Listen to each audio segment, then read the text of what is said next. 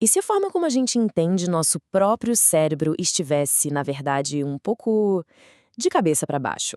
Hoje a gente vai mergulhar numa ideia fascinante de Ian McGilchrist, que tem o poder de mudar o jeito que vemos o mundo e a nós mesmos. Ok, vamos começar com o quebra-cabeça que parece simples, mas não é. Se a grande força do cérebro está em criar conexões, por que raios ele é dividido bem ao meio por uma fissura gigantesca? Essa é a pergunta central que vai guiar toda a nossa conversa. Para a gente desvendar esse mistério, primeiro vamos entender por que o cérebro é dividido. Depois, vamos conhecer os dois personagens dessa história, o mestre e seu emissário. Aí, vamos ver como o emissário acabou tomando poder, as consequências disso tudo e, o mais importante, como a gente pode restaurar o equilíbrio. Então vamos lá. Parte 1. Um cérebro dividido. Para entender essa divisão, a gente precisa voltar para a necessidade mais básica de qualquer animal: sobreviver. E o segredo todo está em duas formas completamente diferentes de prestar atenção ao mundo. E isso nos leva a uma palavra-chave, um pouco diferente: Weltanschauung. É um termo em alemão que significa basicamente uma visão de mundo completa. E o ponto crucial é este: os dois hemisférios do cérebro não fazem só tarefas diferentes. Eles criam duas visões de mundo, duas realidades totalmente distintas. Essa divisão toda existe por uma razão bem prática: a necessidade de prestar atenção de duas maneiras opostas ao mesmo tempo. Imagina um passarinho. Ele precisa de uma atenção super focada para pegar um único graveto no chão. Mas, ao mesmo tempo, precisa de uma atenção ampla, aberta, para perceber qualquer predador que esteja se aproximando. Uma atenção pega os detalhes, a outra vê o todo. Chegamos então à metáfora central que dá nome ao livro: o mestre e o emissário. Para dar vida a essas duas visões de mundo, McGilchrist as imagina como personagens de uma história. Um mestre sábio e seu emissário, que é brilhante, mas perigosamente limitado. E como isso funciona na prática? Bom, de um lado, a gente tem o hemisfério direito, o mestre. Ele vê o quadro completo, entende o que não foi dito, o contexto, as entrelinhas. Ele percebe o mundo vivo, interligado, cheio de coisas e seres únicos. Já do outro lado, temos o hemisfério esquerdo, o emissário. Ele só enxerga as partes, entende só o que é explícito, literal. Para ele, o mundo é fragmentado, dividido em caixinhas, em categorias abstratas. É como um mapa estático, uma ferramenta para manipular as coisas, não para compreendê-las de verdade. E agora, a história toma um rumo um tanto sombrio. A gente entra no mundo do emissário.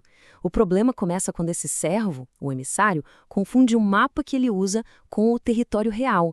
Ele se acha tão esperto que dá um golpe de estado e se declara um novo mestre. E essa citação do McGilchrist sobre o efeito Dunning-Kruger, nossa, ela ilustra perfeitamente a mentalidade do emissário.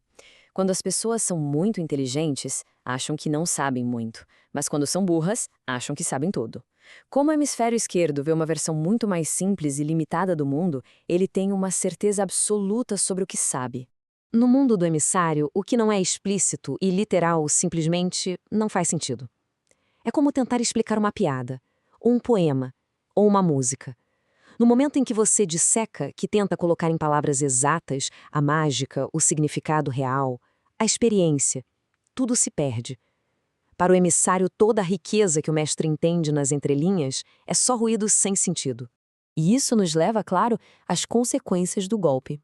O que acontece quando uma cultura inteira começa a viver nesse salão de espelhos do emissário, valorizando só a visão de mundo dele, que é fragmentada e utilitária? A primeira consequência é a perda do sagrado. O mundo deixa de ter um valor em si mesmo e se torna apenas um depósito de coisas para serem usadas. Um grande mecanismo, sem mistério, sem um significado mais profundo, sem divindade. Tudo é achatado para caber naquele mapa utilitário do emissário. E agora, olha só que fato histórico curioso que ilustra bem essa mudança: a invenção do tédio.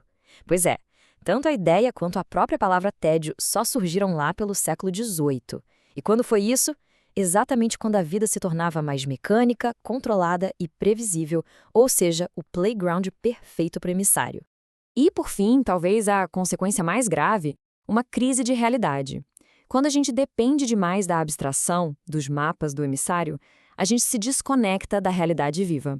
Isso pode levar a um sentimento de irrealidade, de distanciamento, de niilismo, que o McGilchrist aponta ter paralelos bem perturbadores com a experiência da esquizofrenia. Bom, esse cenário todo nos leva à nossa última parte: Como restaurar o mestre? É importante dizer que a solução não é declarar guerra ao emissário. A gente precisa dele. O objetivo aqui é, na verdade, restaurar o equilíbrio perdido. A sacada é a seguinte: o emissário é um servo brilhante, mas um mestre terrível. O hemisfério direito, o mestre, por enxergar o todo, sabe que precisa da análise focada do esquerdo. Ele é humilde. Já o hemisfério esquerdo, o emissário, por ver menos, acha que já sabe de tudo. Ele é arrogante. O objetivo, então, é fazer o emissário voltar ao seu lugar de direito, usar suas habilidades incríveis para servir a visão mais ampla e mais sábia do mestre. E essa citação resume o poder que está nas nossas mãos para iniciar essa mudança. A maneira como prestamos atenção às coisas muda o que encontramos e também muda a nós que estamos fazendo a descoberta. Ou seja, a atenção não é uma coisa passiva, ela literalmente cria o mundo que a gente experimenta. McGilchrist chega a dizer que a atenção é um ato moral, e isso nos deixa com uma pergunta muito poderosa para refletir. Se a nossa atenção molda a realidade, que mundo, afinal, estamos escolhendo criar, a cada momento, com o simples foco da nossa atenção?